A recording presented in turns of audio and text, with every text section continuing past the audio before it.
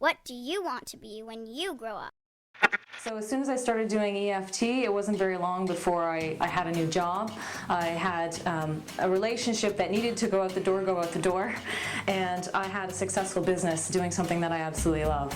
My name is Ellie Steele, and I'm an emotional freedom technique practitioner. Emotional freedom technique. Now, is this a thing just for hippies who should have just gone to a real doctor anyway? Or will you see something here that makes you go, Either way, meet Miss Ellie Steele, a certified emotional freedom technique practitioner. So bring your inner child, sit them down, and watch this. EFT stands for the Emotional Freedom Technique, and it's a technique in which we use the acupuncture meridians that the Chinese have been using for over 3,000 years that are located through the body. They're like invisible blood vessels that carry energy, really. And we tap on specific points on the body while we hold in mind an emotion. So if you have anger and you can't just let that go, you hear people say all the time, let it go. We don't know how to let it go. We can't let it go. We don't let it go.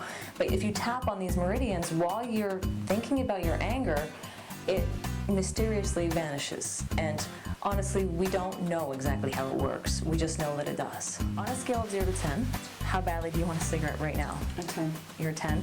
Yeah. We're just going to use your fingertips and tap on these meridians, and you're going to repeat after me and say what I say. And I know it looks weird and it sounds weird, but just trust me and do it anyways, okay? I pretty quickly realized that people don't get better if you don't deal with the emotional roots of their problems. I still need a smoke. I still need a smoke. This craving's not going to go away by tapping on my head. This craving's not going to go away by tapping on my head. One of the key phrases of EFT is it's a tappable issue. So if I've got a fear of overcoming something, I tap on it. So the answer to any question of how do you overcome challenges, for me, is always EFT. And I sound like a broken record, but that's my job. So it's EFT, that's how I overcome my challenges. There's a story about the elephant, the rider, and the path. The elephant is like your subconscious mind. The rider is the conscious mind, and the path is the environment. So if the rider wants to go one direction and the elephant wants to go an opposite direction, the elephant will win every time. So if that subconscious mind wants security and wants the paycheck every week, but the rider wants to go off and do something that they love, the rider's never going to convince that elephant to change its course without dealing with those fears. EFT, hands down, is the best tool I've ever found to help you change that subconscious mind so you can get it on the path with the rider.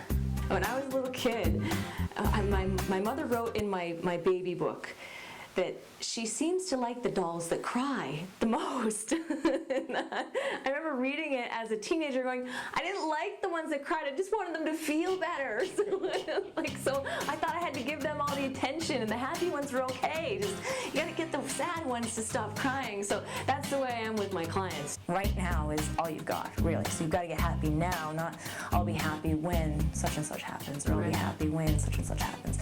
To become a certified EFT practitioner specifically, no, you have to do it through EFTuniverse.com, and they have their own specific training. Now, to be an energy psychology practitioner, which is the umbrella that EFT falls under, there are a few organizations that you can do that with. And some will require university training in psychology or some sort of mental health field prior to. You can become a master energy psychology practitioner if you have some background in, some university degree in psychology. I wonder if I could let the craving go. I wonder if I could let the craving go. I wonder if it's possible to let it go. I like the idea. I like the idea. Of letting this craving go. Of letting this craving go. Okay, take a deep breath. Parts of an addiction. There's a physiological addiction where your body is addicted to nicotine.